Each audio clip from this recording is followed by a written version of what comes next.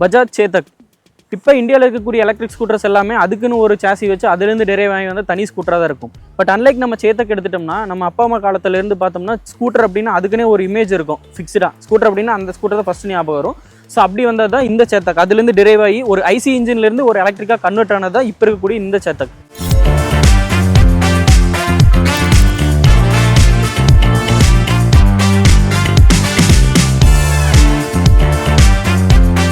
இந்த சேதக் எப்படின்னா இதோட டிசைன் பார்க்க ஒரு ரெட்ரோ மாடர்ன் கிளாசிக் லுக்கில் இருக்கும். ஸோ இந்த வீடியோவில் நம்ம இதோட ரைடு எப்படி இருக்குது, சஸ்பென்ஷன் அண்ட் இதோட range, top speed, so overall இந்த பைக்கோட சீட் கம்ஃபர்ட் எல்லாமே எப்படி இருக்குது அப்படின்னு சொல்லி நம்ம டீட்டெயிலாக பார்ப்போம்.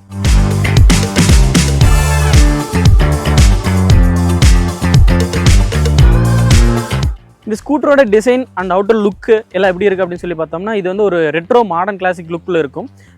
ஸோ அந்த ரெட்ரோ டிசைன் வந்துட்டு அப்படியே கேரி ஓவர் பண்ணியிருப்பாங்க சேதக்லேருந்து. ஸோ கொஞ்சம் ஆல்ட்ரேஷன் பண்ணியிருப்பாங்க. அங்கங்கே அந்த எங்கேயுமே அந்த ஷார்ப் எஜஸ் இல்லாமல் ஒரு எலிகெண்ட்டாக நல்ல ப்ரீமியமாக ஷார்ப் கர்வ்ஸ் இல்லாமல் நல்லா நீட்டாக ஸ்மூத்தாக ஃபினிஷிங் இருக்கும். அங்கங்கே சேதக் அப்படின்னு சொல்லி அதோட சிம்பிள் வந்து மிஸ் பண்ணாமல் ஆட் பண்ணியிருப்பாங்க. இன்ஸ்ட்ருமெண்ட் கன்சோல் ஆரம்பிச்சு மிரரு அண்டு இங்கே இருக்கக்கூடிய ஹெட்லைட்டு, முன்னாடி வரக்கூடிய இந்த ஒரு கிரில் மாதிரி ஒரு பேட்டர்ன் வந்துருக்கு. இதில் சின்ன சின்ன க்ரோம் ஸ்டைப்ஸ் கொடுத்துருக்காங்க. இதுவும் பார்க்க நல்லா இருக்குது. அண்ட் இந்த இண்டிகேட்டர்ஸு அடுத்து இதில் பார்த்தோம்னா குவாலிட்டி வைஸ் முன்னாடி வந்துட்டு இங்கே மட்டும் பிளாஸ்டிக் கொடுத்துருக்காங்க. அண்ட் இந்த ரெண்டு பேனல்ஸ் சைடில் வரக்கூடிய பின்னாடி ரெண்டு பேனல்ஸுமே பார்த்தீங்கன்னா நமக்கு ஸ்டீலில் தான் வருது. ஸோ இப்போ வரக்கூடிய மாடல் ஸ்கூட்டர்ஸ் எல்லாத்துலேயுமே பிளாஸ்டிக் தான் இருக்குது. ஸோ அந்த வயசில் குவாலிட்டி வைஸ் ரொம்பவே நல்லா இருக்குன்னு சொல்லலாம். அண்ட் அடுத்து இங்கே இருக்கக்கூடிய இந்த ஆப்ரானில் இருக்கக்கூடிய இந்த ஸ்டோரேஜ் பார்த்தோம்னா இது டிபிக்கல் நமக்கு அந்த சேதக்கோட ஃபீல் கொடுக்கும். அதில் தான் இதே மாதிரி இருக்கும். அடுத்து இந்த ஃப்ளோர் போர்ட் பார்த்தோம்னா மற்ற அன்லைக் அதர் ஸ்கூட்டர்ஸில் இருக்கிற ஃப்ளோர் போர்ட் மாதிரி இல்லாமல் பார்க்க ஒரு செராமிக் ஃபினிஷ் இருக்குது. கிரிப் நல்லா இருக்குது. பட் அது ஒரு ரப்பர் மெட்டீரியல். அடுத்து இதோட சீட் அப்படின்னு சொல்லி பார்க்கும்போது இந்த ப்ரீமியம் வெர்ஷனில் பார்த்தீங்கன்னா நமக்கு டுயல் டோன் சீட் கொடுத்துருக்காங்க 2 கலரில். அண்ட் அதோட த்ரெட்ஸுமே பார்த்தீங்கன்னா அதுக்கு மேட்ச் ஆன மாதிரி கொடுத்துருக்காங்க. சீட் கம்ஃபர்ட் நல்லாவே இருந்தது. அதை நான் பின்னாடி சொல்கிறேன். அடுத்து இந்த கிராப் ரயிலும் பார்த்தீங்கன்னா இதுலேயும் ஒரு டுயல் டோன் மெயின்டைன் பண்ணியிருக்காங்க. அடுத்து பின்னாடி அப்படின்னு சொல்லி பார்க்கும்போது முன்னாடி வந்து நமக்கு கொடுத்த மாதிரி அதே மாதிரி இங்கேயும் ஒரு கிரில் செட்டப் கொடுத்துருக்காங்க வித் க்ரோம் ஸ்டைப்ஸோட.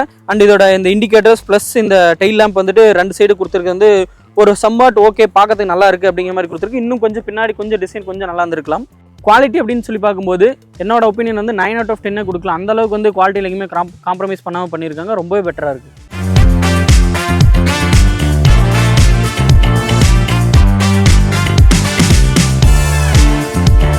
இந்த ஸ்கூட்டரில் நம்ம ஏரியா உட்காந்தோடனே நோட்டீஸ் பண்ணக்கூடிய விஷயங்கள் பார்த்தீங்கன்னா இந்த ஹேண்டில் பார் இருக்கக்கூடிய விஷயங்கள் லைக் இந்த இன்ஸ்ட்ருமெண்ட் கன்சோல், ஸ்விட்சஸ் அண்ட் மிரர் பார்த்தோம்னா ட்ரையாங்கிள் ஷேப்பில் யூனிக்காக இருக்குது. இந்த லெவர்ஸுமே நல்லா இருக்குது. அடுத்து இந்த ஸ்விட்சஸ் அப்படின்னு சொல்லி பார்க்கும்போது இந்த ஸ்விட்சஸில் வந்து ஒரு சில விஷயங்கள் கவனிக்கணும் நம்ம. ஸோ இது இந்த இண்டிகேட்டர்ஸ் பார்த்தீங்கன்னா ரைட் சைடுக்கு ரைட்டும் லெஃப்ட் சைடுக்கு லெஃப்ட்டும் இருக்குது. நம்ம கன்வென்ஷனல் ஸ்கூட்டர்ஸில் இருக்கிற மாதிரி ரெண்டுமே லெஃப்ட்டில் கிடையாது. அது நம்ம இதுக்கு பழகிற வரைக்கும் நமக்கு கொஞ்சம் டிஃபிகல்ட்டாக இருக்குது. அண்ட் இண்டிகேட்டர்ஸ் பார்த்தீங்கன்னா ஆட்டோமேட்டிக்காக ஆஃப் ஆகிற மாதிரி பண்ணியிருக்காங்க. அது எப்படின்னா நம்ம ஒரு நல்ல டேர்ன் எடுக்கும்போது மட்டும்தான் அது தானாகவே ஆஃப் ஆகிக்குது. மற்றபடி வந்து ஒரு சின்ன டர்னில் எடுக்கும்போது நம்ம மேனுவலாக ஆஃப் பண்ண வேண்டியிருக்கு. ஸோ இந்த இன்ஸ்ட்ருமெண்ட் கன்சோல் அப்படின்னு சொல்லி வரும்போது இதில் டெக் பேக் அண்ட் நார்மல் இருக்குது. ஸோ இந்த டெக் பேக்கும் நார்மலுக்கும் நீங்கள் ஒரு பெரிய டிராஸ்டிக்கான டிஃபரன்ஸ் பார்க்க முடியும். ஸோ இந்த இன்ஸ்ட்ருமெண்ட் கன்சோலில் பார்த்தீங்கன்னா நார்மல் வந்து டெக் பேக் போடாமல் இருக்கும்போது நமக்கு டுயல் டோன் டிஸ்பிளே தான் கிடைக்கும். பெரிய ஃபீச்சர்ஸ் எது இருக்காது, அட்ராக்டபுளாக இருக்காது. சிம்பிளாக ஒரு ஸ்கூட்டரில் எப்படி இருக்குமோ அந்த அளவுக்கு தான் இருக்கும். பட் நம்ம டெக் பேக் ஆட் பண்ணும்போது அவ்வளோ ப்ரீமியம்னா ஒரு இன்னொரு டைமென்ஷனில் இருக்கக்கூடிய ஒரு டிஸ்பிளே மாதிரியே நல்ல ஒரு ஃபீச்சரிஸ்டிக்காக ஒரு கலர்ஃபுல்லாக தான் அந்தளவுக்கு வந்து கலர் தீம் சேஞ்ச் பண்ணுற மாதிரி அவ்வளோ ஆப்ஷன்ஸ் இருக்குது. நம்ம லைக் இதில் வந்து நேவிகேஷன் பார்த்துக்க முடியும், மியூசிக் கண்ட்ரோல் பண்ண முடியும். எல்லாமே இந்த மாதிரி நிறையா ஃபீச்சர்ஸ் வந்து நம்ம டெக் பேக் போனால் மட்டும்தான் கிடைக்குது. டெக் பேக்கோட ப்ரைஸ் பார்த்துட்டிங்கன்னா உங்களுக்கு வந்து ஒரு 5,000 அந்த மாதிரி ரேஞ்சிலேருந்து ஸ்டார்ட் ஆகுது. அடுத்து வந்து நீங்கள் ஸ்கூட்டரை வாங்கி 1 இயர்க்குள்ளே மட்டும்தான் அதை நீங்கள் வந்து அவைல் பண்ணிக்க முடியும். மற்றபடி 1 இயர் முடிஞ்சிட்டு உங்களுக்கு எப்போ தேவை அப்படிங்கிற மாதிரி போட்டுக்கிட்டிங்கன்னா அது வந்து அதுக்கப்புறம் பண்ண முடியாது அப்படின்னு சொல்லி பஜாஜ் சைட்லேருந்து சொல்கிறாங்க. ஸோ அது ஒரு டிஸ்அட்வான்டேஜாக சொல்ல முடியும்.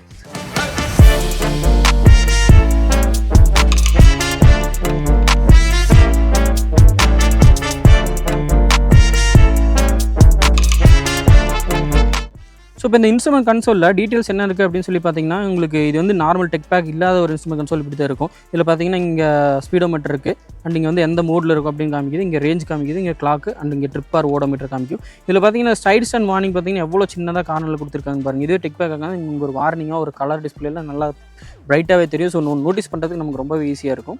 ஸோ இந்த டெக் பேக் ஆட் பண்ணிங்கன்னா உங்களுக்கு இந்த உள்ள இருக்கக்கூடிய இன்ஃபர்மேஷன் இன்னும் பிரைட்டராக இருக்கும்.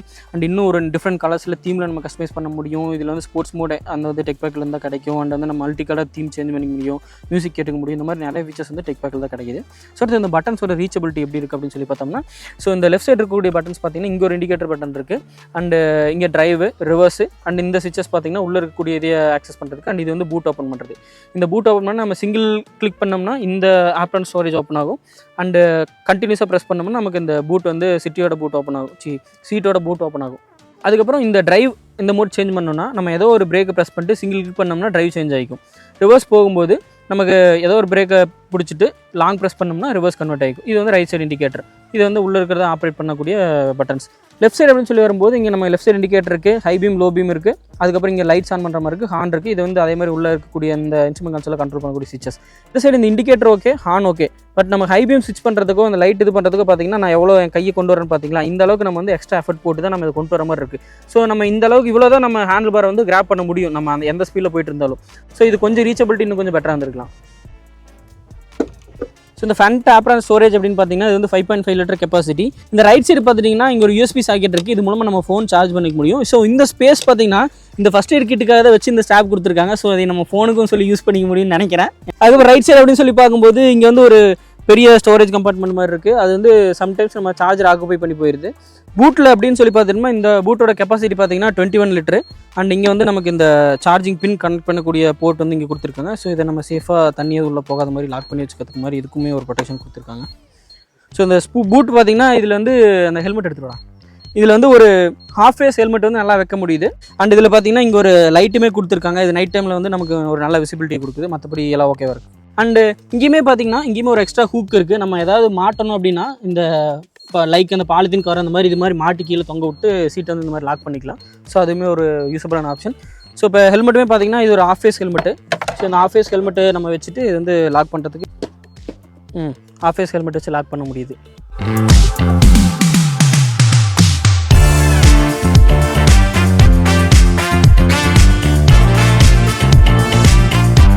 ஸோ இந்த ஸ்கூட்டர்லேருந்து இப்போ நம்ம எக்கோ மோடில் அப்படின்னு சொல்லி பார்க்கும்போது எக்கோ மோடுக்கு ஸ்போர்ட் மோடுக்கு ஒரு பெரிய டிஃபரன்ஸ் கிடையாது. நமக்கு ஸ்போர்ட் மோடில் பார்த்தீங்கன்னா இனிஷியல் ஆக்சலரேஷன் நல்லாயிருக்கும். இந்த 0 to 70 அச்சீவ் பண்ணுற டைம் வந்து கம்மியாக இருக்கும். மற்றபடி எக்கோ மோடில் வந்து நீங்கள் ஒரு நார்மல் சிட்டி ரைடு தான் யூஸ் பண்ண போகிறீங்க அப்படின்னா உங்களுக்கு எக்கோ மோடே போதுமானதாக இருக்கும். ஸோ அந்த எக்கோ மோடில் இந்த ஸ்கூட்டரோட இந்த மோட்டரோட ஆக்சலரேஷன் பார்த்தீங்கன்னா லீனியராக இருக்குது.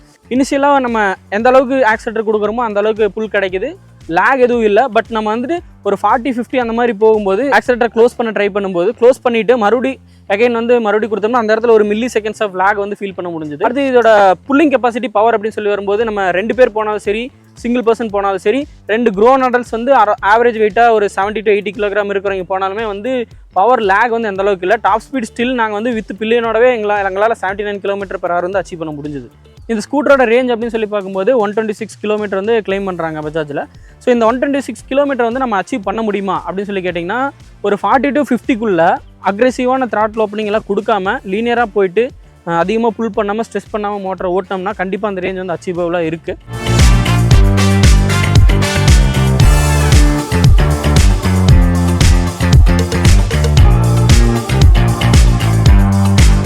இதில் நமக்கு ஆஃபர் பண்ணக்கூடிய பேட்டரி பார்த்தீங்கன்னா அர்பன் வெர்ஷனில் 2.9 kW, இந்த வெர்ஷனில் பார்த்தீங்கன்னா இந்த ப்ரீமியம் வந்து 3.2 kW கிடைக்குது. இதோட சார்ஜிங் டைம் பார்த்தீங்கன்னா 4 hours 30 minutes கிடைக்குது. இன்னொரு பிரச்சனை என்னென்னா இந்த சார்ஜ் பண்ண போது இதில் நமக்கு இந்த 3 சாக்கெட் பின்னை வந்து நம்ம ஒரு பின்னில் குத்துறோம் அப்படின்னா அதில் வந்து கிரவுண்டிங் வந்து கரெக்டாக இருந்தால் மட்டும்தான் இது வந்து ப்ராப்பராக சார்ஜ் ஆகுது. இல்லைன்னா எரர் காமிச்சிட்டே இருக்குது. ஆவரேஜ் இந்தியன் ஹவுஸ் ஹோல்ஸ்லாம் பார்த்தீங்கன்னா ப்ராப்பர் எர்த்திங் இப்போலாம் எங்கேயுமே இருக்கிறது இல்லை. ஸோ அதனால் ஒரு ப்ராப்பர் எர்த்திங் இருந்தால் மட்டும்தான் இதை சார்ஜ் பண்ண வந்து ஒரு ஹேசில் ஃப்ரீயாக இருக்குது. மற்றபடி அது வந்து நம்ம இதை டிஸ்அட்வான்டேஜாக சொல்ல முடியாது. பட் நம்ம வந்து ப்ராப்பர் எர்த்திங் இருக்கிற இடத்துல மட்டும்தான் அது பண்ண முடியும். நீங்கள் வந்து அது ஒரு பிரச்சனை அப்படின்னு சொல்லி எடுத்துக்க வேண்டாம். இந்த ஸ்கூட்டர் ஏதோ ப்ராப்ளம் ஆயிருக்கு, மால் ஃபங்க்ஷன் சொல்லி எடுத்துக்கணும். எர்த்திங் ப்ராப்பராக இருக்குன்னு சொல்லி கன்சிடர் பண்ணிவிட்டு அதுக்கப்புறம் நீங்கள் வந்து சார்ஜ் பண்ணிங்கன்னா பெட்டராக இருக்கும். அதுதான் சேஃபும் கூட. இந்த பைக்கில் டயர்ஸ் எப்படி இருக்குது அப்படின்னு சொல்லி பார்த்தோம்னா நமக்கு ரெண்டுமே வந்து 12 inch டயர்ஸ் கொடுத்துருக்காங்க. ஸோ இந்த ஸ்கூட்டரில் பர்டிகுலராக வந்துட்டு MRFோட ஜாப்பா டயர்ஸ் கொடுத்துருக்காங்க. இதோட செக்ஷன் நல்லா இருந்தது. ஒரு 40ல் வந்து கார்னரிங் பண்ணுறதுக்கு நல்லாவே சப்போர்ட் பண்ணுச்சு. அண்ட் அதோட கிரிப் வந்து ரோடு கூட நல்லா பிளான்டடாக இருந்தது, நல்லா இருந்தது, பெட்டராக இருந்தது. இந்த ஸ்கூட்டரோட சஸ்பென்ஷன் சிஸ்டம் அப்படின்னு சொல்லி பார்க்கும்போது ஃப்ரண்ட்டில் வந்து நம்ம கவனிக்க வேண்டிய விஷயம், இந்த சஸ்பென்ஷன் வந்து ரொம்ப அவுடேட்டான சஸ்பென்ஷன் தான் யூஸ் பண்ணியிருப்பாங்க. இந்த ட்ரெயில் லிங்க் சஸ்பென்ஷன் யூஸ் பண்ணியிருப்பாங்க. பட் நமக்கு இப்போ இருக்கக்கூடிய எல்லா மாடல் ஸ்கூட்டர்ஸ்லையும் பார்த்தீங்கன்னா மோஸ்ட்லி டெலிஸ்கோபிக் வந்துருச்சு. 1-2 ஸ்கூட்டர்ஸில் தான் நமக்கு இந்த மாதிரி சஸ்பென்ஷன் இருக்குது. பட் இந்த மாதிரி ஒரு ப்ரீமியமான ஸ்கூட்டருக்கு இந்த சஸ்பென்ஷன் வந்துட்டு பெர்ஃபார்மன்ஸையும் கெடுக்குது. அட் த சேம் டைம் இதுக்கு அந்தளவுக்கு கம்ஃபர்ட்டே கொடுக்கல. பின்னாடி வந்து மோனோஷாக் சஸ்பென்ஷன் ஓகேவாக இருந்தது. அடுத்து பிரேக்கிங் அப்படின்னு சொல்லி பார்க்கும்போது முன்னாடி வந்து டிஸ்க் பிரேக் கொடுத்துருக்காங்க, பின்னாடி வந்து ட்ரம் பிரேக் கொடுத்துருக்காங்க. ஸோ காம்பி பிரேக் சிஸ்டம் தான். ஸோ அந்த காம்பினேஷன் ஆஃப் பிரேக்கிங் வந்து நல்லா இருந்தது. இதோட ஆப்டிமம் பிரேக்கிங் பெர்ஃபார்மன்ஸ் வந்து நம்ம அச்சீவ் பண்ணணும் அப்படின்னா நம்ம இந்த ரீஜென்ரேட்டிவ் பிரேக்கிங்கில் வந்து நல்லாவே ஒரு இது கூட நம்ம சேர்ந்து கோஆப்ரேட் பண்ணி பிரேக்கிங் பண்ணோம்னா கண்டிப்பாக அந்த பிரேக்கிங் வந்து இன்னும் எஃபெக்டிவாக கொண்டு போக முடியும். ஸோ இந்த 10 km/h வரைக்கும் டாப்பில் இருந்து ஒரு 50லேருந்து ஸ்லோ பண்ணுறீங்கன்னா 10 km/h வரைக்கும் இந்த ரீஜென்ரேட்டிவ் பிரேக்கிங் வந்து ஒர்க் பண்ணுது. அது கீழே வந்து பிரேக்கிங் இல்லை. ஸோ நம்ம ஒரு சடனான சுச்சுவேஷனில் பிரேக் பண்ணணும் அப்படின்னா மட்டுமே நீங்கள் அந்த லிவரை வந்து டிபெண்ட் பண்ணி இருந்தால் ஓகே. பட் நம்ம வந்துட்டு ஜஸ்ட் அந்த ஆக்சிலேட்டர் கொடுக்குற ஸ்டாப் பண்ணிங்கனாவே இந்த ரீஜென்ரேட்டிவ் பிரேக்கிங் வந்து உங்கள் பைக் வந்து இந்த ஸ்கூட்டரை ஆல்மோஸ்ட் ஸ்டாப் பண்ணிடுது. அதுக்கப்புறம் நீங்கள் 10 கிலோமீட்டருக்கு கீழே வந்தால் மட்டும் நீங்கள் லிவர்ஸ் யூஸ் பண்ணி பிரேக் பண்ணிங்கன்னா ஓகேவாக இருக்குது. மற்றபடி இப்படி பிரேக்கிங் பண்ணிங்கன்னா ஸோ உங்களுக்கு இந்த ரீஜென்ரேஷனை அச்சீவ் பண்ண முடியும். ஸோ பேட்டரி ரீசார்ஜ் ஆகும், பிரேக்கிங்கும் இன்னுமே ஆப்டிவமாக இருந்தது.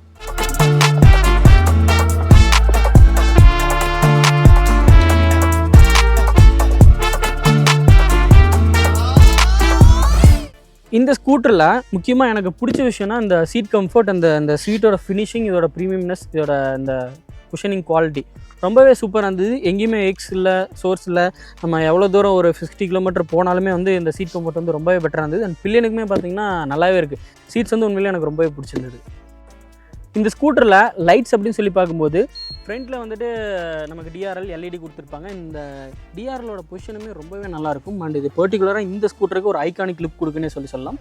அடுத்து பார்த்திங்கன்னா இதில் மேக்ஸிமம் எல்லாமே எல்இடிஸ் தான் இருக்கும். ஸோ இதோட லைட் பிரைட்னஸ் வந்து உண்மையிலேயே ரொம்பவே நல்லா இருந்தது. ஸோ பின்னாடியுமே பார்த்தீங்கன்னா எல்இடிஸ் யூஸ் பண்ணியிருப்பாங்க. அண்ட் நீங்கள் இந்த டெக் பேக் போட்டிங்கன்னா சீக்வென்ஷியல் எல்இடி கிடைக்கும், அதாவது சீக்வென்ஷியல் இண்டிகேட்டர்ஸ் எல்இடி கிடைக்கும். இந்த ஸ்கூட்டரோட ப்ரைஸ் அப்படின்னு சொல்லி பார்க்கும்போது அது ஒரு கன்சிடரபிள் ஃபேக்டராக இருக்குன்னு சொல்லலாம். இதோட ஆன்ரோட் ப்ரைஸ் கோயம்புத்தூரில் பார்த்தீங்கன்னா அரௌண்ட் 1.5 lakhs கிட்ட வருது. அண்ட் நீங்கள் அந்த டெக் பேக்கு தகுந்த மாதிரி நமக்கு ப்ரைஸ் டிஃப்ரென்ஸ் கிடைக்குது. அண்ட் நம்ம இதை ஆட் பண்ணுற ஆக்சசரிஸ் பொறுத்து ப்ரைஸும் டிஃபர் ஆகும். ஸோ இதோட டஃபர் காம்படிட்டர் அப்படின்னா யாருன்னு சொல்லலாம்னா டிவிஎஸோட ஐக்யூபை சொல்லலாம். ஸோ அதோட சஸ்பென்ஷன் குவாலிட்டி இன்னும் பெட்டராக இருக்கும், அதில் இன்னும் பவர்டாக இருக்கும், பவர்ஃபுல் ஸ்கூட்டர் அது. ஸோ மற்றபடி இந்த ஸ்கூட்டர் வந்து இந்த ப்ரைஸுக்கு இந்த டெக் பேக் அந்த விஷயத்தில் கொஞ்சம் காம்ப்ரமைஸ் பண்ணாமல் அந்த 1.5 lakhs ஆன்ரோட் ப்ரைஸுக்கு எல்லா ஃபீச்சர்ஸுமே கொடுத்து இந்த ப்ரீமியம் வெர்ஷன் கொடுத்துருந்தாங்கன்னா உண்மையிலே இந்த ஸ்கூட்டர் வந்து எல்லாராலும் கன்சிடர் பண்ணக்கூடிய ஒரு ஸ்கூட்டராக இருக்கும். ஸ்டில் என்ட்ரி லெவல் ஆஃப் இந்த எலக்ட்ரிக் ஸ்கூட்டரில் வந்து மோஸ்ட் செல்லிங் ஸ்கூட்டர்ஸில் ஒன்றா தான் இருக்குது. இந்த சேடெக்கில் வந்து 4 வேரியண்ட் ஆஃபர் பண்ணுறாங்க. ப்ளூவில் 2, ப்ரீமியம் அண்ட் ஸ்பெஷல் எடிஷன். இந்த பேஸ் வேரியண்ட்டில் மட்டும் 2.9 kW பேட்டரி இருக்கும். மீதி எல்லாத்துலேயுமே 3.2 kW பேட்டரி ஆஃபர் பண்ணுறாங்க. ப்ளூ 3202 அண்ட் ஸ்பெஷல் எடிஷன் இந்த ரெண்டில் மட்டும் 137 km ரேஞ்ச் கிடைக்கும். மற்ற ரெண்டுலேயும் 126, 123 அந்த மாதிரி தான் இருக்குது. அண்ட் இந்த ஸ்பெஷல் எடிஷனில் பார்த்தீங்கன்னா சார்ஜிங் டைம் 3.5 ஹவர்ஸில் சார்ஜ் பண்ணிக்கலாம். அண்ட் அது டிஸ்பிளே இன்னும் கொஞ்சம் பெட்டராக இருக்கும். அண்ட் சீட் கம்ஃபர்ட் பெட்டராக இருக்கும். அண்ட் இன்னும் எக்ஸ்ட்ரா ஃபீச்சர்ஸ் கிடைக்கும், like eco sports mode convert பண்ணுறது இந்த மாதிரி. ஸோ உங்களுக்கு எல்லா ஃபீச்சர்ஸும் வேணும்னா நீங்கள் ஸ்பெஷல் எடிஷன் போனால், இல்லைனா பேஸ் வேரியண்ட்டே பெஸ்ட்டாக இருக்கும். இந்த ஸ்கூட்டரோட ப்ரோஸ் அப்படின்னு சொல்லி பார்க்கும்போது ஃபஸ்ட்டு எனக்கு பிடிச்ச விஷயம் இதோட லுக்கை சொல்லுவேன். ஸோ அவ்வளோ ப்ரீமியமாக இருக்குது, குவாலிட்டி வைஸ் ரொம்பவே பெட்டராக இருக்குது. அண்ட் ஒரு ரெட்ரோ மாடர்ன் லுக்கில் நல்லா இருக்குது. ஸோ இப்போ இருக்கக்கூடிய எலக்ட்ரிக் ஸ்கூட்டர்ஸில் ஒரு யூனிக் லுக்கில் இருக்கக்கூடிய ஸ்கூட்டர் அப்படின்னா இதை சொல்லலாம். அண்ட் இதோட சீட் கம்ஃபர்ட் ரொம்பவே பெட்டராக இருக்குது. அண்ட் இந்த ரேஞ்ச் வந்து டீசெண்டான ரேஞ்சுன்னு சொல்லலாம் இந்த ப்ரைஸுக்கு. அடுத்தது பார்த்திங்கன்னா இதில் எந்த பெரிய சாஃப்ட்வேர் கிளிச்சஸ் கிடையாது. Neat and simple instrument console இருக்குது. ஒரு சின்ன சின்ன கிளிச்சஸ் மற்ற இருக்கிற மாதிரி எதுவும் கிடையாது. ஸ்டார்ட் ஆகாத ப்ராப்ளம், இடையில ஆஃப் ஆகிறது அந்த மாதிரி எதுவுமே கிடையாது. நீட்டு கிளியர் எல்லாமே ஓகே அப்படிங்கிற மாதிரி தான் இருக்குது. இந்த ஸ்கூட்டரோட கான்ஸ் அப்படின்னு சொல்லி பார்க்கும்போது ஃபர்ஸ்ட் ஆஃப் ஆல் இதோட டிசைன் வந்துட்டு குவாலிட்டி வைஸ் ரொம்பவே நல்லா இருந்தாலும் பேனல் கேப்ஸ் வந்து நிறையா பார்க்க முடியுது. ஸோ ஃபார் எக்ஸாம்பிள் இந்த ஃப்ரண்ட் ஆப்ரானுக்கு கீழே பார்த்தீங்கன்னா இங்கெல்லாம் நல்லாவே கேப் தெரியுது.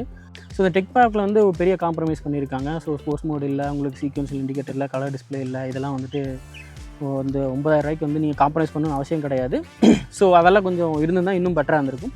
ஸோ அடுத்தது பார்த்திங்கன்னா இதோட ரைட் குவாலிட்டி இம்ப்ரூவ் பண்ணியிருக்கணும். சஸ்பென்ஷன், ஃப்ரண்ட் சஸ்பென்ஷன் வந்துட்டு இம்ப்ரூவ் பண்ணியிருந்தால் இன்னும் கொஞ்சம் பெட்டராக இருந்திருக்கும்.